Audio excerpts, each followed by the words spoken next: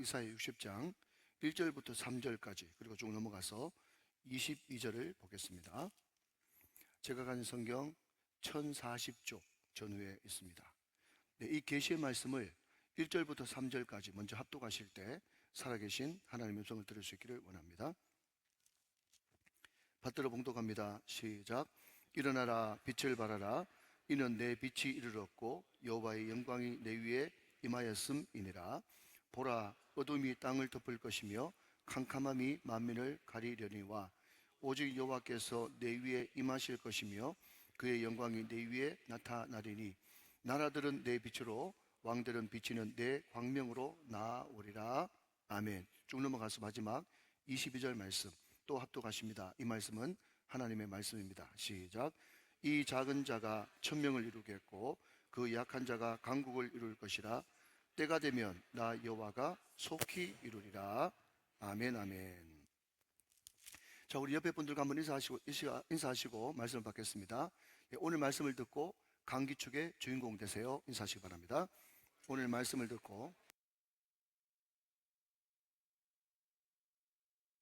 꼭 그렇게 되시기를 주님의 이름으로 축원합니다. 네, 예진 학생 어디 있어요? 예진 어린이? 네, 화장실 갔어요? 네네네. 네, 저기 오네. 네, 감사합니다. 네, 분명히 예쁠 거예요. 네, 감사합니다. 네, 꼭 저를 만나주시기 바랍니다. 여러분, 7, 8월 달을 제가 방금 무슨 달이라고 이야기했는가 하면 수련의 달이라고 그렇게 이야기했습니다. 여러분, 제가 이제 나이가 좀 있지 않습니까? 예, 우리 유년부 초등부 학생들보다는 훨씬 많아요. 예, 그런데 제가 얼마나 이때까지 중고등부 또 청년부 또 신혼부부의 뿐만 아니라 많은 캠프 수련회 했겠습니까? 그죠? 근데 제가 기억을 더듬어 보니까 오늘 본문 1절이 굉장히 이제 유명한 구절인데 60장 1절 말씀 보니까 일어나라, 빛을 발하라 이렇게 선포하고 있어요. 일어나라, 빛을 발하라. 근데 제가 이 말씀을 묵상하면서 갑자기 뜬금없이 어떤 생각이 드는가 하면 내가 아마 수련회를 100번도 넘겠지 싶은데 그런데 그 많은 수련회 가운데 일어나라, 빛을 발하라. 여러분, 제 기억이 틀리지 않다면 그 수련회 주제가 일어나라, 빛을 발하라가 최소한 10번은 넘을 것 같아요. 10번. 자, 여러분, 너무 좋은 말이지 않습니까? 일어나라, 빛을 발하라. 이 이야기를 들어도 힘이 불끈 솟고 용기가 솟고 야, 참 좋은 말이다. 그래, 다시 시작해봐야지. 그런 감동이 드는 참 좋은 말입니다. 그런데 여러분, 제가 말씀을 깊이 한번 연구를 해보니까요, 오늘 60장 1절에 나오는 이사야의 대표적인 성경 구절인 일어나라, 빛을 발하라. 이것은요, 절대로 우리에게 힘을 주고 용기를 주고 너 왜 그렇게 앉아있냐, 주저앉아있냐, 힘을 내, 용기를 내, 할 수 있어, 하면 된다, 해보자, 뭐 구호나 슬로건이 절대로 아니라는 것입니다. 왜 아니냐 라고 물으신다면 여러분 가만히 한번 생각해 보십시오.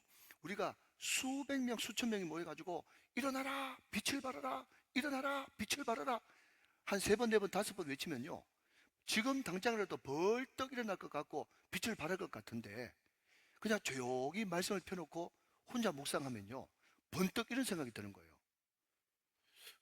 우리 힘으로는 절대로 일어날 수가 없는데,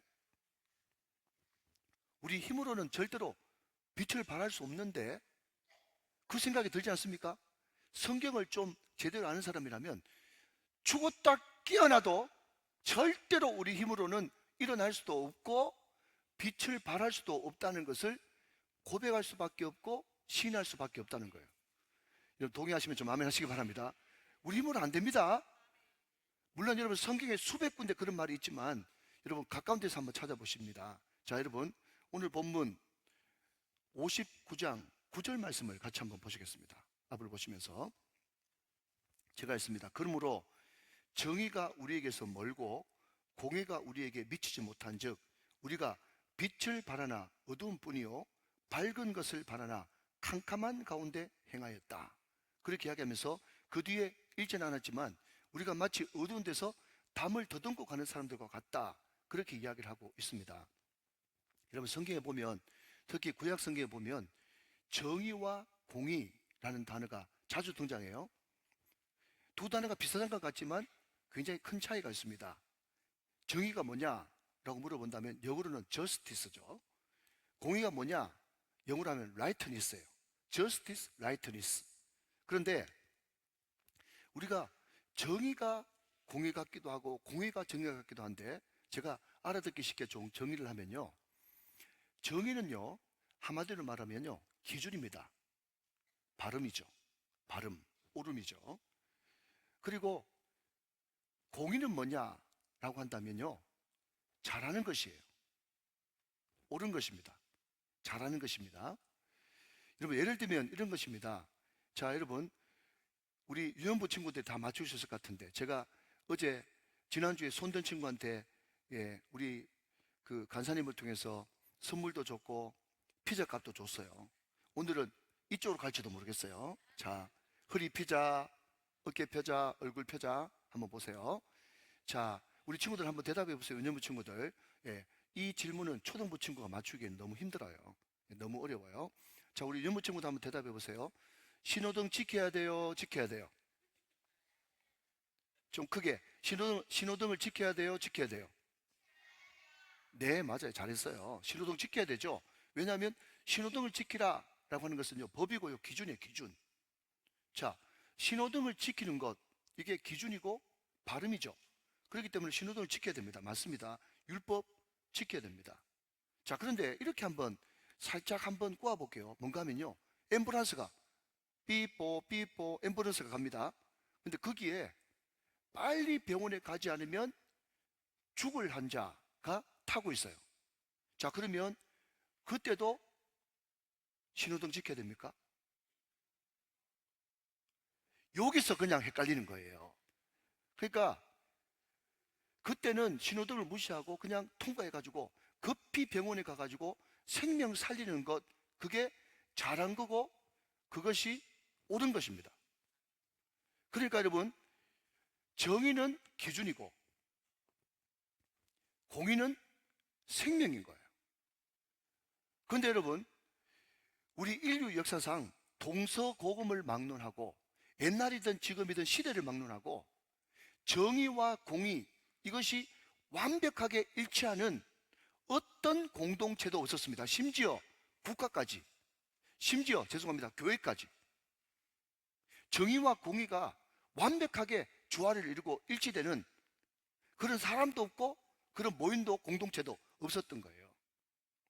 우리는 저 사람 대통령 뽑아놓으면 완벽한 공의와 정의를 행사할 줄 알았더니 정에 넘어지고 돈에 넘어지고 마지막에는 잣대가 기준이 달라져 가지고 자기 편은 잘해주고 남의 편은 완전 죽이려고 그러고, 제가 여러분 누구를 지칭하는 게 아닙니다. 어떤 사람이든지 여러분 힘과 권력을 잡으면 그런 식으로 행동을 해버린단 말이죠. 그러니까 온 백성들이 마음에 명이 들고 상처가 드는 것 아니겠습니까?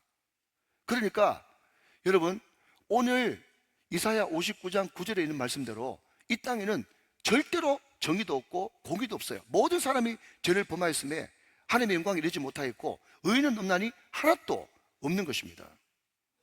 자, 여러분, 한 구절 더 보면 60장 2절 말씀 보면요, 거기에 그런 말씀이 나와 있습니다. 보라, 어두움이 땅을 덮을 것이며. 자, 여러분, 제가 말씀드렸죠. 보라 그러면 시작, 느낌표 10개. 보라는 느낌표 10개입니다. 주목해서 한번 봐보라. 뭘 볼까요 했더니 어둠이 땅을 덮어요. 여러분, 이 어둠은 세상이거든요. 어둠은 죄거든요. 그 어둠이 세상을 덮고 있어요. 캄캄함이 만민을 가리고 있어요. 자, 이번에는 우리 초등부 친구들한테 한번 대답해 보시도록 기회를 드리겠습니다. 잘 맞추면 제가 또 피자를 쏠 수도 있어요. 자, 만민, 오늘 여기에 캄캄함이 만민을 가려려니와 라고 이야기했는데, 이 만민에 나도 들어가 있어요, 들어가 있어요? 나도 들어가 있습니다. 맞죠? 우리 초등부 친구들 너무 잘했어요. 제가 오늘 또 상품 드리겠어요. 예, 다른 교회 가니까 야 하면서 박수도 치던데. 네, 잘했습니다. 네, 캄캄함이 만민을 가려요. 그러니까 이 만민 가운데 나도 들어가 있단 말이죠. 그러니까 나도 들어가 있고 너도 들어가 있고 장님도 들어가 있고 여기 있는 모든 사람들이 예수님을 알기 전에는요 자체가 어둠이고 자체가 캄캄함이에요. 소망이 없는 거죠. 그러면 우리가 어떻게 하면 일어나서 빛을 발할 수 있는가 했더니요, 2절 말씀 이어서 보니까 오직도 느낌표 11개입니다. 오직, 잘 보십시오. 여호와께서 내 위에 임하실 것이며 그의 영광이 내 위에 나타나야 일어나서 빛을 발할 수 있다는 거예요. 그래서 여러분, 오늘 본문 1절 말씀을 다시 한번 더 보시면, 일어나라 빛을 발하라 그렇게 선포하고 나서 이는 그 이유는 그렇게 하려면 이런 뜻이거든요. 그 뒤에 내 빛이 이르렀고 여호와의 영광이 내 위에 임하였음이니라. 그러니까 우리가 일어나서 빛을 발하려 그러면 어떤 조건이 필요하냐라면요, 빛이 임해야 되는 거예요. 영광이 임해야 되는 것입니다. 그래야만 우리가 일어날 수 있고 빛을 발할 수가 있는 거예요. 근데 여러분, 오늘 이사야 59장 60장의 이 긴 내용을요, 요한복음 1장에 굉장히 짧게 요약해 놨거든요. 자, 여러분, 제가 성경 몇 구절 소개해 드릴 테니까, 여러분, 이사야 말씀이 요한복음에 그대로 나와 있다. 어디에 나와 있느냐? 먼저 요한복음 1장 5절 말씀 보니까, 빛이, 자, 여러분, 여기서 이야기하는 빛은 예수님이죠. 빛이, 예수님이 어둠은 세상이에요. 빛이 세상에 빛이 돼 세상이 깨닫지 못해요. 예수님이 오신지 깨닫지 못한다는 거예요. 자, 여러분, 9절 말씀 봅시다. 9절. 참빛, 그분이 누구십니까? 예수님이죠. 참빛, 곧 세상에 와서 각 사람에게 비추는. 여러분, 옛날에는요, 율법과 빛이 몇몇 특정인들에게만 비쳤는데, 예수님의 그 빛은 각 사람, 오늘 여기 있는 모든 사람에게 비치는 빛이 있었나니, 그 빛을 12절 말씀, 영접하는 자, 그 예수님을 영접하는 자, 곧 그 이름을 믿는 자들에게는 하나님의 자녀가 되는 엄청난 권세를 주셨다는 거예요. 여러분, 우리는 어둠이었어요. 우리는 허물과 죄로 죽었던 자였어요. 그런데 참빛 되시는 예수님이 각 사람 위에 비치는 거예요. 각 사람 위에 임한 것입니다.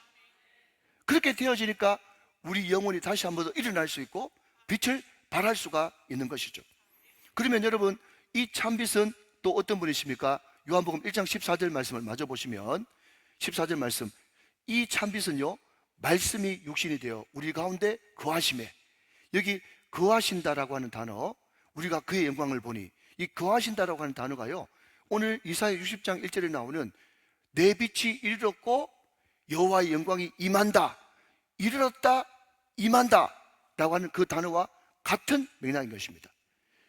말씀이 육신이 되어 오신 예수님이 우리 가운데 임하시고 거하심에, 자, 그 다음 계속 좀 띄워주시면 14절 말씀, 우리가 그의 영광을 보니, 여기도 여러분 영광이 나오지 않습니까? 그의 영광을 보니 아버지의 독생자의 영광이요, 아버지의 독생자의 영광이 임한 거기에 은혜와 진리가 충만하더라, 그렇게 말씀하고 있다는 거예요.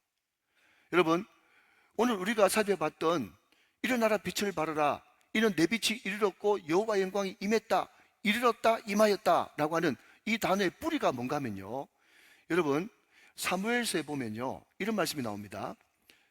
이 블레셋과 요나단이 전쟁을 했는데, 이 어린 소년이 전쟁을 하다 보니까 너무 지쳤어요. 허기가 졌단 말이죠.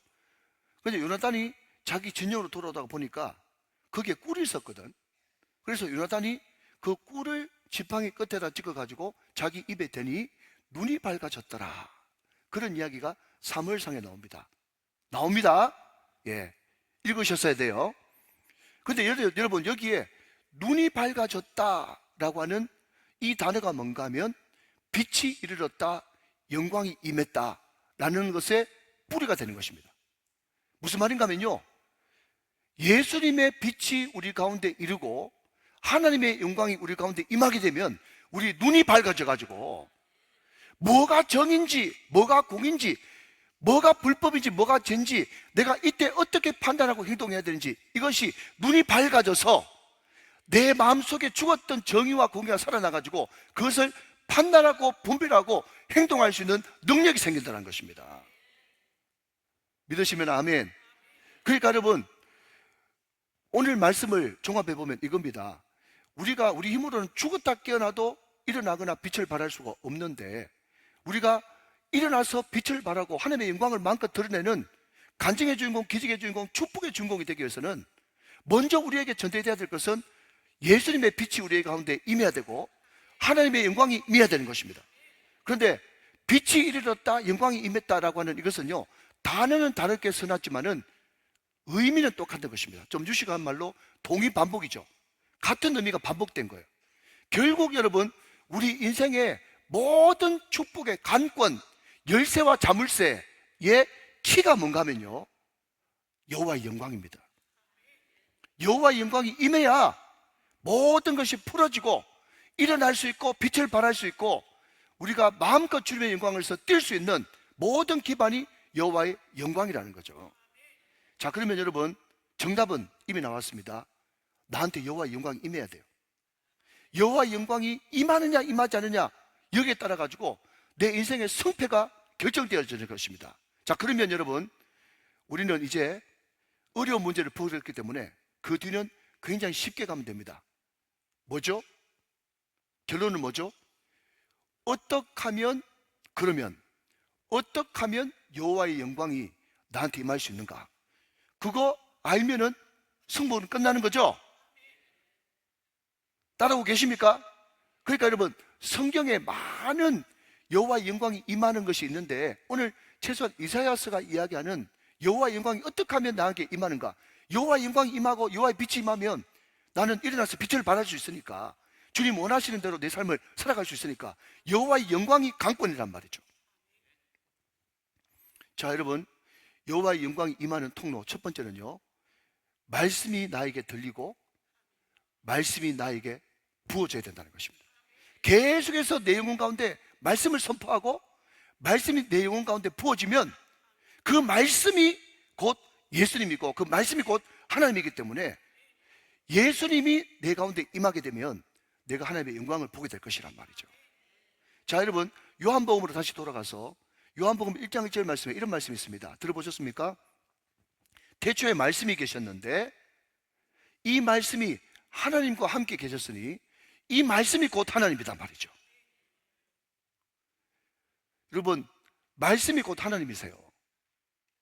그리고 이 말씀은 참 빛인데 이 참 빛이 빛이 될 뿐만 아니라, 다시 한 번 더 여러분, 요한복음 1장 14절 말씀에 보면 말씀이 육신이 되어 우리 가운데 거하심에 우리가 그의 영광을 보니 아버지의 독생자의 영광이요 은혜와 진리가 충만한 거예요. 그러니까 결국 여러분, 이 말씀이 곧 예수님인데 빛 되시고 말씀 되시는 그 예수님, 그 예수님이 계속 내 영혼 가운데 들어오시고 선포되어지고 이 말씀을 정말 예수님인 줄 알아. 이 말씀을 듣고 읽고 연구하고 암송하고 묵상하는 이것이 내 영혼 가운데 계속해서 일어날 때 우리 영혼에 나도 모르는 여호와의 영광이 임하게 되고 빛이 이르는 역사가 일어나서 눈이 밝아지고 내 마음속에 죽었던 공의와 정의가 살아나는 역사가 일어난다는 것입니다. 여러분, 대단히 부끄러운 말이지만 저도 부목사 시절과 담임목사 초년 때는요, 설교 준비하는 것이 일이었어요.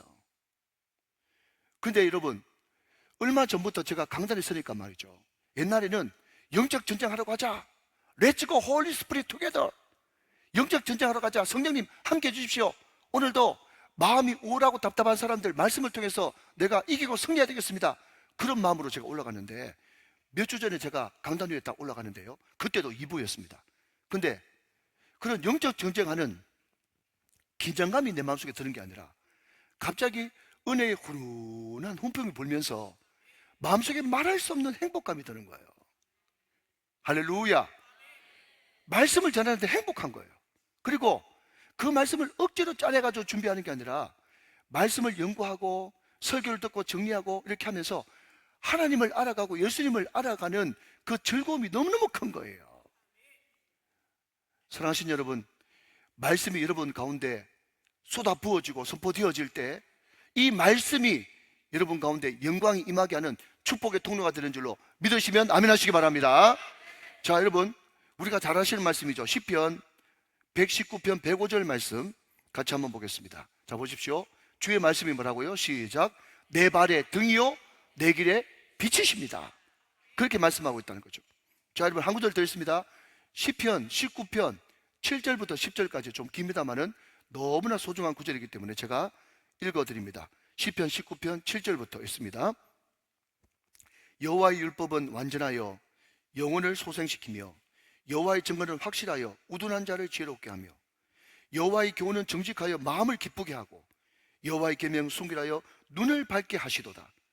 여호와를 경외하는 도는 정결하여 영혼까지 이르고 여호와의 법도 진실하여 다 의로우니. 여러분 여기에 등장하는 여호와의 율법, 여호와의 증거, 여호와의 교훈, 여호와의 계명, 여호와의 경외하는 도, 이 모든 것이 하나님의 말씀을 가리키는 다른 말이에요. 여러분 이것이 얼마나 소중했으면 여러분 내 영혼을 소생시키고 만족시키고 기쁘게 하고 의롭게 하고 이 놀라운 말씀이 영혼까지 이루고, 그러니까 이 좋은 말씀을 어떻게 해야 되느냐. 여러분 19장 10절 말씀 우리 다 같이 한 목소리로 읽어보겠습니다. 시작. 금 곧 많은 순금보다 더 사모할 것이며 꿀과 송깃꿀보다 더 달도다. 아멘. 이 말씀을 금보다 꿀보다 더 귀하게 더 달게 받아 먹을 때 그 말씀이 나의 영혼에 영광이 임하게 하는 축복의 통로가 된단 말이죠. 여러분 지난주에 혹시 우리 이거는 어른한테도 다 같이 해야 되나? 여러분 장절은 필요 없습니다. 장절은 필요 없었는데 혹시 우리가 지난주에 이사야 말씀 들었는데 몇 장 말씀 들었어요? 지난주에 혹시 아는 분? 네, 잘하셨습니다.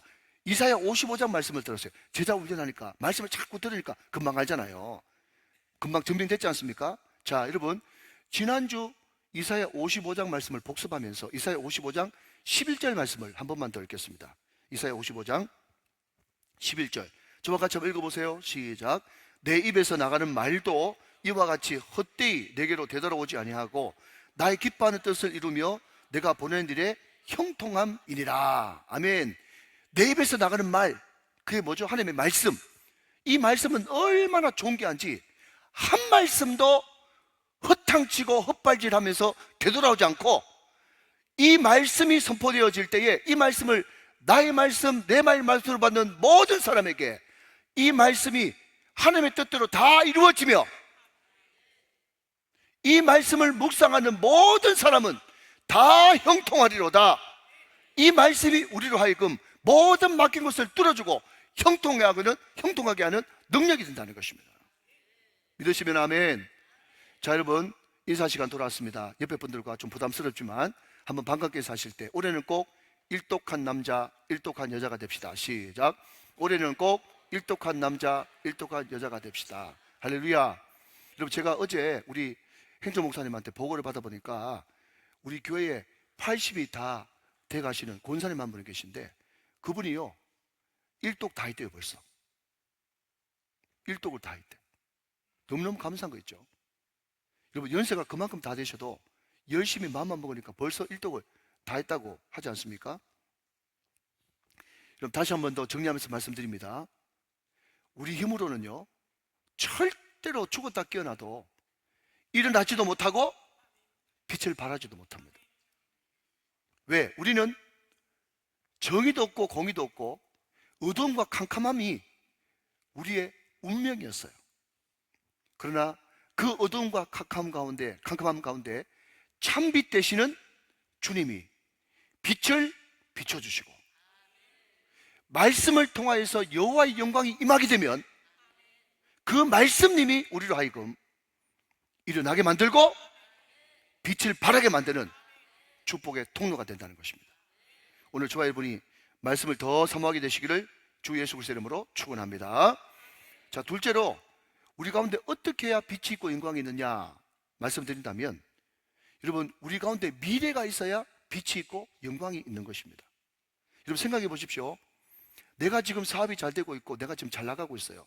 그런데 아들이 완전히 개망난이에요. 손주가 비행 청소년이에요. 만약 그러면 여러분 그 집에 영광이 있고 빛이 있습니까? 나오는 것은 한숨이고 흐르는 것은 눈물이에요. 캄캄하단 말이죠. 희망이 없단 말이죠. 그러나 나는 지금 연약하지만 내 아들 내 손자가 정말 하나님을 경외하고 열심히 최선을 다해서 삶의 현장에서 잘 살고 있다면 그 가정은, 그 집안은 희망이 있는 것이죠. 여러분, 제가 이사야서를 시작하면서 이런 이야기를 했습니다. 이사야서는 총 66장으로 되어 있어요. 성경도 몇 권이죠? 66권으로 되어 있어요. 구약은요 39권, 신약은 27권. 한번 더 따라합시다. 39, 27. 시작. 39, 27. 예, 구약 39권, 신약 27권이에요. 여러분, 구약의 내용은 대체로 심판과 저주에 대해서 기록하고 있고 39장까지 그리고 이사야 40장부터 66장까지는 신약 부분에 해당되는 미래와 희망을 이야기하고 있어요. 근데 여러분, 참 이상한 것은 뭔가 하면 우리가 흔히 남유다의 가장 선한 왕 그러면요 히스기야를 누구나 의심치 않고 꼽거든요. 그런데 그 히스기야가 여러분 대단한 인물이 아닙니까? 믿음 좋은 사람이었죠. 종교개혁을 단행한 사람이었죠. 또 오랫동안 하지 못했던 유월절을 재개시킨 사람이었죠. 기도해가지고 여러분 15년 자기 생명 연장시켰죠. 또 기도해가지고 아수르의 18만 5천 명의 군대를 기도로 칼에 피 한 방울 묻히지 않고 무찌르고 이겼죠. 얼마나 대단한 사람입니까? 그러나 여러분, 중요한 것은 인간은 연약한지라. 히스기야 말년에 그 당시에는 약소 국가였던 바벨론의 사신들이 와가지고 왕한테 넙죽넙죽 절하면서 자꾸 히스기야를 비행기를 띄우니까 말이죠. 히스기야가 자기의 내탕고, 자기의 창고를 활짝 열어가지고 모든 남유다에 있는 것을 다 보여줘 버렸네. 그 사실을 이사야가 알고 막 호통을 치면서 왕이 왜 이렇게 경고망동을 했습니까? 하면서 예언을 하는데, 무슨 예언을 하는가 하면 여기 내 탕구에 있는 모든 재물이 다 바빌론으로 옮겨가게 될 것이고 네 후손 가운데 몇이 포로로 끌려가게 될 것이며 네 후손들 중에 바빌론의 내시 황간으로 붙잡혀가는 사람들이 한두 명이 아닐 거라고 그렇게 이야기합니다. 자, 그러면 여러분, 우리가 평상시에 아는 인물 히스기야는 우리가 평상시에 아는 다윗 같았으면요 울고불고 통계하고 자복하고 회개하면서 침상이 떠나가도록 회개하고 돌이켰지 않겠습니까? 그런데 여러분, 히스기야가 말이죠, 그 이사야의 근거를 듣고 뭐라고 이야기하느냐. 여러분, 참 놀라운 것은 이 히스기야의 이 고백이 이사야 39장에 나오거든요. 자, 기억력을 여러분 되살려가지고 이사야 39장 맨 마지막에 히스기야의 고백이 나오는데 이사야 39장은 심판과 저주를 이야기하고 있거든요. 이렇게 이야기합니다. 여러분 한번 보시죠. 이사야 39장 맨 끝에 8절 말씀이에요. 제가 읽습니다. 히스기야가 이사야에게 이르되 당신이 이른바 여호와의 말씀이 좋소이다 하고 또 이르되 내 생전에는 평안과 견고함이 있으리로다 하니라 그랬어요. 여러분, 이거를 그냥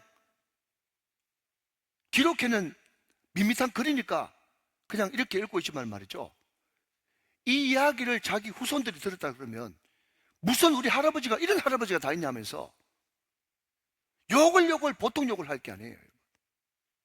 자기 때 괜찮으면 괜찮고 내 뒤에 아들 때 손주 때 그 후손 때 어떻게 되든지 나는 전혀 상관없고 내 때에 그냥 평안히 등 따시고 배부르다가 죽으면 난 괜찮다 이렇게 이야기해버리고 히스기야 인생이 끝나버렸어요. 그러니까 여러분, 이사야의 구조적으로 보면 히스기야는 아주 심판받을 왕이었다는 거예요. 나라가 캄캄하죠. 어두운 가운데 있습니다. 그때 여러분, 하나님께서 하신 것이 뭐냐? 자, 여러분, 오늘 본문 앞에 있는 이사야 59장 20절 말씀을 한번 보시겠습니다. 20절 말씀 보시면 여호와의 말씀이니라 구속자가 시온에 임하며 야곱의 자손 가운데서 죄과를 떠나는 자에게 임하리라. 자, 여러분, 여기에 메시아를 예언합니다. 구속자가 누구죠? 메시아 그리스도 예수. 그 구속자요 구원자인 그 메시아 예수가 어디에 임한다고요? 시온에 임합니다. 여러분, 시온이 뭐냐고 하면요 예루살렘의 별명인데요, 예루살렘과 시온은요 한마디로 말하면 교회입니다. 교회. 무조건 모르면 나라고 하십시오. 교회가 누굽니까? 나예요. 예수 믿는 자의 모임이니까요. 구속자가 오늘 각 사람에게 비치는 것처럼 오늘 우리들에게 임했습니다. 여기에 야곱의 자손이 나오죠. 야곱의 자손도 누굽니까? 납니다. 근데 야곱의 자손 가운데서 제가를 떠나는 자에게 임하니라. 제가를 떠난다는 말이 뭡니까? 철저하게 회개하는 자에게 임한다는 거예요. 누가? 구속자가 임하는 거예요. 자, 그래서 그 구속자가 임해가지고, 그 전심으로 회개하는 자에게 임해가지고 뭘 하시냐? 자, 그 다음 여러분 너무 중요합니다. 21절 말씀 잘 한번 보시기 바랍니다. 이사야 59장 21절. 여호와께서 이르시되 내가 그들과 세운 나의 언약이 이러하니 곧 내 위에 있는 나의 영과 내 입에 둔 나의 말이, 그 다음부터 자 집중, 이제부터 영원하도록 내 입에서와 내 후손의 입에서와 내 후손의 후손의 입에서 떠나지 아니하리라 하시니라. 여호와의 말씀이니라. 여러분, 어떤 가정이 희망이 있는가 하면요, 구속자 예수 그리스도 말씀이고 빛이신 그분이 우리 가운데 임해가지고 내 때만 영과 진리, 오늘 여기 보니까 영과 말씀 그랬는데 이것이 요한복음 4장으로 가면 영과 진리고, 바뀐 성경은요 성령과 말씀이 내 때만 멈추고 끝나는 것이 아니라 내 때도 성령 충만 말씀 충만이 임하고, 내 아들 때에도 내 딸 때에도 아멘 할 때까지, 내 후손 때에도 후손의 후손 때에도 이 말씀과 성령이 멈추지 않고 계속 그들 가운데 임하게 될 때에 여러분, 그 가정에 미래가 있는 것이고 그 가정에 주의 영광이 임하는 것이고, 여러분 그 가정 가운데 희망이 있다는 것입니다. 그러니까 여러분, 오늘 이 말씀이 나에게만 임하면 안 되고 내 후손들과 후손의 후손들에게도 임해야 되는 것이에요. 사랑하는 여러분, 축복합니다. 우리 당대 때에 소랑배 같은 은혜를 받았다면 내 아들 딸 때에 여러분 포포스 같은 은혜가 임하고, 내 손자 손녀 때에 강수 같은 은혜가 임하며, 내 후손의 후손의 때에 바다 같은 은혜가 임하시기를 주 예수 그리스도의 이름으로 축원합니다. 할렐루야. 여러분, 그런 가정이 신앙의 명감은 가정이 되어지는 거고 여호와의 영광이 임하는 가정이 되어지는 거예요. 여러분, 우리 때 머물면 안 됩니다. 우리 아들 때에 내려가야 됩니다. 우리 손주 때에 내려가야 됩니다. 후손의 후손까지 내려가야 되는 것입니다. 뭐가요? 하나님의 영과 그분의 입에서 나오는 말씀이 말이죠. 그래야 영광이 있는 가정이 되어지는 거예요. 할렐루야. 자, 여러분 마지막입니다. 하나님의 영광과 빛이 누구에게 임하는가? 영광만 임하면 끝나거든요. 누구에게 임하는가? 오늘 보면 22절 말씀 보십시오. 자, 같이 한번 읽어봅니다. 시작. 그 작은 자가 천명을 이루겠고 그 약한 자가 강국을 이룰 것이라. 때가 되면 나 여호와가 속히 이루리라 그랬습니다. 자, 여러분 오늘 말씀이요 너무 중요한 말씀이고 기가 막힌 말씀이에요. 다 아는 말씀이라도 이것을 다시 한번 새기고 계속해서 이 말씀이 여러분 가운데서 떠나지 않고 부어지면 여러분 가문의 영광이 임하는 거예요. 자, 그러면 여러분 다시 마지막으로 돌아가서, 그러면 여러분 묻고 싶지 않습니까? 왜? 논리는 궁금한 순서대로니까. 뭘 묻고 싶어요? 목사님, 그러면 작은 자가 천명을 이루고 약한 자가 강국을 이룬다고 그러는데 여러분이 똑똑한 사람이라면 물어야 되는 거예요. 뭘 물어야 되죠? 그러면 미안하지만 작은 자가 누굽니까? 약한 자가 누굽니까? 라고 물으신다면 우리 교회는 무조건 90% 이상 시작 나가 약한 자고 작은 자예요. 목사님, 밑도 끝도 없이 무조건 나라고 하지 말고 왜 우리가 작은 자고 약한 자인데요? 라고 물으신다면요, 제가 이 이야기를 하나 들려드리겠어요. 여러분, 누가복음 14장으로 넘어가시면 거기에 큰 부자가 나와가지고 큰 부자가 큰 잔치를 벌렸답니다. 그런데 이스라엘의 풍습은요, 항상 큰 잔치를 벌릴 때 2번 초청합니다. 예를 들면 2달 전에 한 번 초청장을 보내고, 우리가 청첩장 보내듯이, 예를 들어서 잔치를 한 열흘 정도 앞두고 있으면 열흘 뒤에 우리 집에 잔치 있는 거 아시죠? 오셔야죠 하면서 최종 점검을 위해서 한 번 더 초청장을 한 번 더 돌리는 거예요. 근데 이게 웬일입니까? 첫 번째 초청장을 돌렸을 때 철떡같이 온다고 약속한 사람들이요, 갑자기 종들을 보내가지고 한 번 더 초청을 하니까 노래를 부르는 거예요. 노래를. 무슨 노래냐? 가사가 이래요. 죄송해요, 죄송해요. 정말 잔치에 갈 수 없어. 장가 가야 하고 소도 사야 하고 농가 밭에 할 일도 너무 많아. 이 어찌하리 죄송해요. 입을 때리고 싶은데 그렇게 이야기하는 거예요. 성경에 나오는 말입니다. 지금 여러분, 제가 한 분이 지금 졸고 있어가지고 제가 노래를 부르는 거예요. 성경에 그대로 있는 내용 그대로예요. 그것을 여러분, 종이 주인한테 이야기했더니 주인이 노했다고 그렇게 이야기하고 있어요. 그러면서 뭐라고 한지 아세요? 자, 여러분, 누가복음 14장 21절 말씀, 너무너무 중요한 말씀입니다. 자, 같이 한번 읽어볼까요? 시작. 종이 돌아와 주인에게 그대로 구하니 이에 집주인이 뭐 한다고요? 노하여 그 종에게 이르되 빨리 시내의 거리와 골목으로 나가서, 그 다음 시작, 가난한 자들과 몸 불편한 자들과 맹인들과 저는 자들을 데려오라 하니라. 여러분, 제가 그 뒤에 시간이 없어서 안 읽었지만 그 사람들 다 데리고 와도 또 자리가 남습니다. 어떻게 할까요? 그랬더니 먼 데 가가지고 강권에다가 내 집을 채우라, 이 말씀이 나오거든요. 자, 그런데 여러분, 그 사람들이 여러분 보십시오. 죄송해요, 장가 가야 하고 소도 사야 하고 농가 밭에 할 일도 너무 많은 그 사람들은 가진 자요, 못 가진 자요? 대답 좀 잘해보세요. 여러분, 이게 굉장히 중요하단 말이에요. 그 사람이 약한 자요, 강한 자요? 다 가진 자입니다. 죄송합니다, 미안합니다, 이런 말씀을 드려서 단기 선교 갈 때 장관이 단기 선교하는 거 봤어요? 계장인까지. 이런 수준 높은 이야기를 이해하시는지 모르겠다. 대학 총장, 장관 이런 사람들은요 단기 선교 못 간다고요. 교만해가지고. 누가 가느냐? 약한 자가 가고 작은 자가 가는 거예요. 여러분, 다른 사람 이야기할 건 없고, 여러분, 제가 고등학교 1학년 때요 제 친구가 와가지고 동민아 교회 가자, 나는 교회 못 간다, 나 종갓집 종손이다.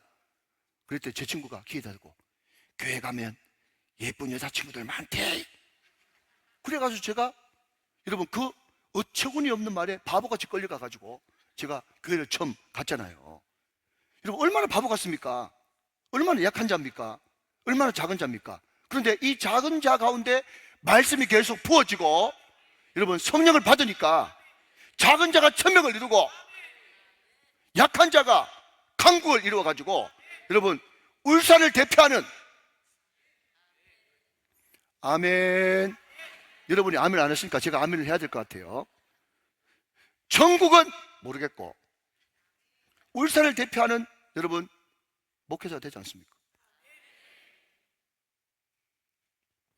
그러니까 여러분, 우리가 약한 자, 작은 자라고 고백하는 그 사람에게 주의 영이 임한다는 거예요. 여러분, 고린도후서 4장 7절 말씀 보니까 우리가 이 보배를 질그릇에 가졌으니 이는 심히 큰 능력이 하나님께 있고 우리에게 있지 아니함을 알게 하려 함이라. 여러분, 우리는 질그릇이 있어요. 질그릇을 바꾸면 뭐죠? 작은 자, 약한 자예요. 우리는 비록 질그릇이고 아무것도 아니지만 우리가 주님 앞에 납작 엎드려 땅바닥에 무릎을 팍 꿇고 작은 자가 되고 심령이 가난한 자가 되어질 때 무릎에 팍 꿇는 순간에 여러분, 그 질그릇이 팍 깨지면서 거기에서 뭐가 드러나는가 하면 질그릇 안에 있는 보배로운 예수 그리스도가 그때부터 빛을 발하기 시작하는 거예요.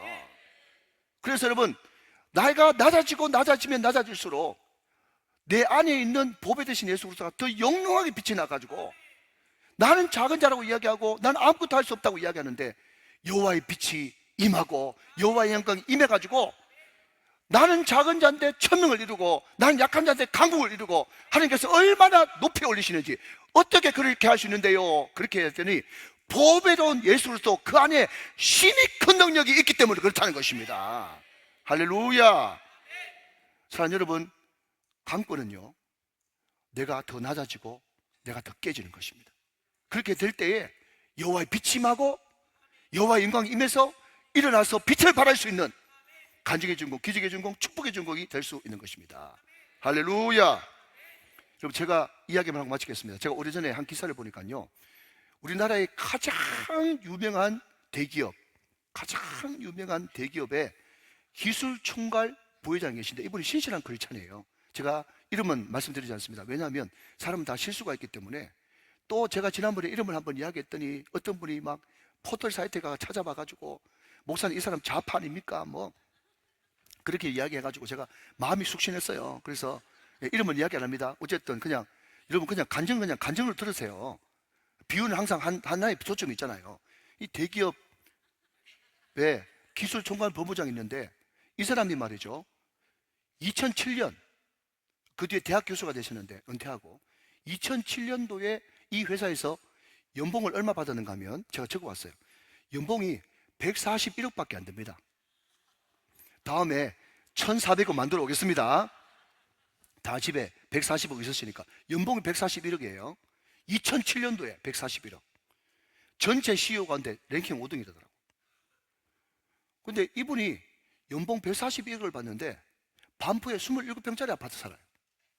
기자가 왜 그러냐 물어봤더니요, 자기는 1년에 반 이상 외국에 나가 있고 아들, 딸 다 시집 보냈고 장가 보냈고 자기 부인은 큰 수술을 2번 받아가지고 몸으로 하는 봉사는 잘 못합니다. 그래서 자기 부부가 늘 하나님 앞에 기도하고 하나님 앞에 또 같이 가정예배를 드리면서 어떻게 목사님을 좀 도울까, 교회를 좀 도울까, 아멘 할 때까지 선교사님을 좀 도울까, 또 백혈병에 시달리는 사람들, 가난한 사람들, 힘든 사람들, 그런 사람들을 엄청나게 구제를 하는 거예요. 근데 어떨 때는 어쩔 수 없을 때는 자기 이름으로 할 때도 있지만 거의 무명으로 교회를 통해서 헌신을 합니다. 그렇게 이야기를 합니다.